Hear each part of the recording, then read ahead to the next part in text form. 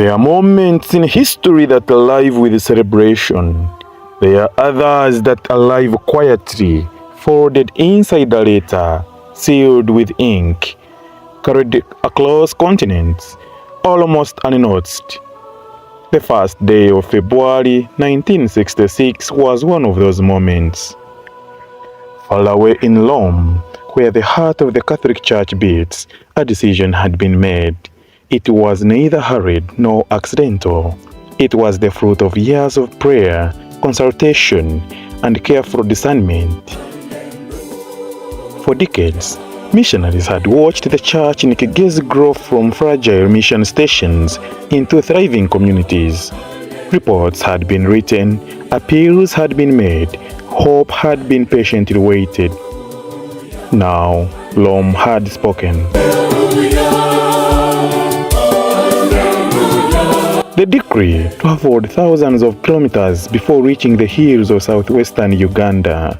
It closed seas, it closed nations until at last it reached people who had no idea that their story was about to change forever. The message was simple, yet its meaning would echo through generations. Kabale was now a diocese.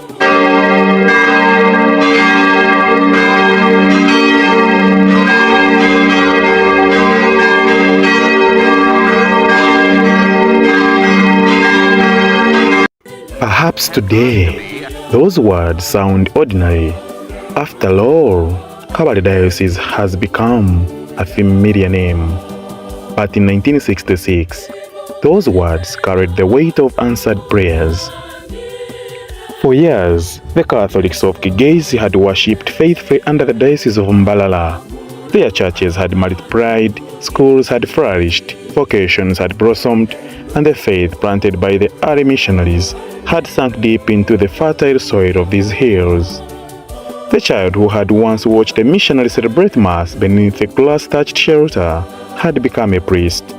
The small Christian communities had become parishes. The mission territory had become a living church, and the child had grown. And like every child who eventually matures, the church in Kigezi was ready for its own home. The new diocese was carved from the Diocese of Mbalala. Its boundaries embraced the whole of Kigezi district, a district that with time would give birth to today's Kabale, Kisoro, Lukunjiri, Luchiga, Rubanda, and Kanungu. The lines on the map had changed, but this was never simply about maps. A diocese is not created because someone draws new boundaries.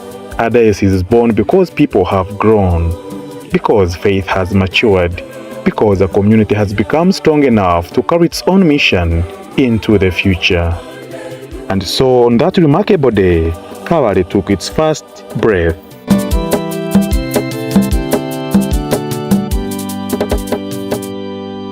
Yet every newborn begins life with humble beginnings. Kabale Diocese was no different. If we were expecting hundreds of priests ready to fill every parish, history smiles gently and says, not quite. The newborn diocese had just 9 diocesan priests. 9. That was the entire diocesan clergy. Today, one might find more priests gathered for a diocesan retreat than existed in the whole diocese on the day it was born. Yet those 9 men never measured their mission by numbers. They measured it by faith. They were Father Nalisencio Kalanga Keizi, the first priest from Kigezi, Father Peter Lucas, Father Athanasius Kakulungu, Father Barnabas Harebimana, Father Vincent Kanyonza, Father Augustine Kanyonyozi, Father Pius Tibanyendera, Father Andrew Karwemera, and Father Polycarp Kobusheshe. 9 names, 9 stories. 9 men entrusted with writing the first chapter of a diocese that would one day produce hundreds of priests and countless religious men and women. The diocese itself rested on only 11 parishes, just 11.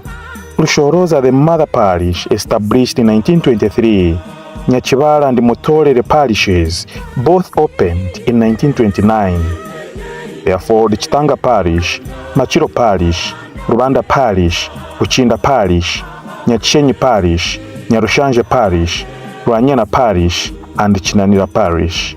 Each parish was like a lamb placed upon a hill. Alone, each illuminated its own community. Together, they lit the entire region. Those 11 parishes became the heartbeat of the newborn diocese.